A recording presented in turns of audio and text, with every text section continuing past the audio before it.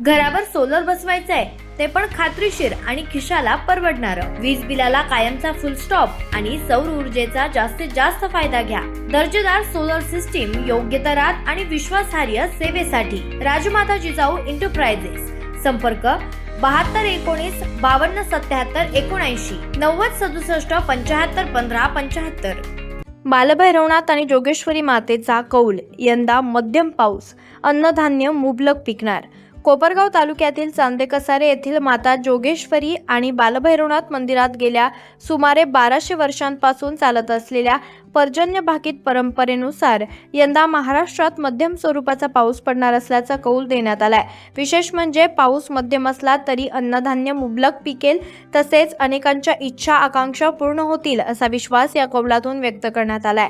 गुढीपाडव्याच्या दिवशी वर्षारंभानिमित्त पर्जन्यमान आर्थिक स्थिती आणि रोगराईबाबत भाकीत वर्तवण्याची परंपरा आजही ग्रामस्थांनी जपलेली आहे. यानुसार गुढीपाडव्याच्या आदल्या रात्री मंदिर परिसरात 18 नक्षत्रांचं प्रतीक म्हणून खड्डे तयार करून त्यामध्ये वडाची पाने, सप्तधान्य आणि पाणी ठेवलं जातं. दुसऱ्या दिवशी पूजाविधीनंतर या खड्ड्यातील पाण्याच्या प्रमाणावरून पावसाचा अंदाज वर्तवला जातो. पुरोहित विनोद जोशी यांच्या हस्ते विधिवत पूजा पार पाडल्यानंतर यंदाच्या पर्जन्यमानाचा अंदाज जाहीर करण्यात आला. त्यानुसार अश्विनी, भरणी, कृतिका आणि रोहिणी नक्षत्रात मध्यम पाऊस अपेक्षित आहे.